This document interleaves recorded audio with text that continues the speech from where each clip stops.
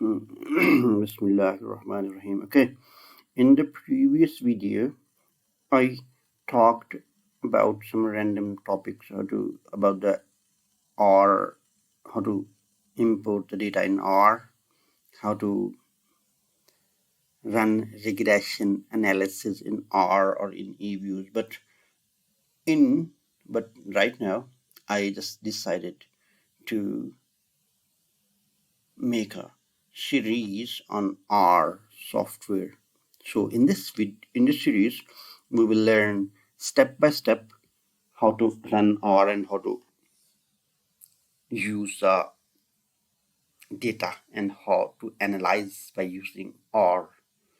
So do not forget to subscribe our channel, and so in that case you will get the different notification about the coming videos. So let me in this video let me talk about what we are going to learn in coming videos. So as in previous video, we already learned about how to import data in R, right? But in coming videos, first of all, we are going to learn how to create a data set.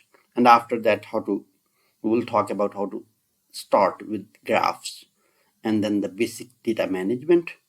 And in the next video, we will talk about the advanced data management. And after that, in section 2, we are going to talk about basic graphs and basic statistics. In the third section, we are going to talk about regression analysis. So in that series, we will talk about regression analysis, why it is necessary, how to run it, and how to use it, and how to interpret it. And in the next video, we will talk about the analysis variation. And after that, we will talk about the power analysis. And after that, we will talk about the intermediate graphs, because in the section 2, we already learned about the basic graphs. So in the section 3, in third section, we will talk about the intermediate graphs and resampling statistic and bootstrapping.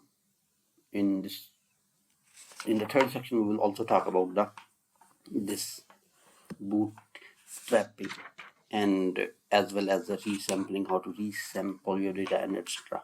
So in the section 4, this section talks about the advanced methods. So we will talk about the generalized linear method, and we will also talk about the principal component and the factor analysis, and we will also talk about the time series data, and we will also talk about the cluster analysis.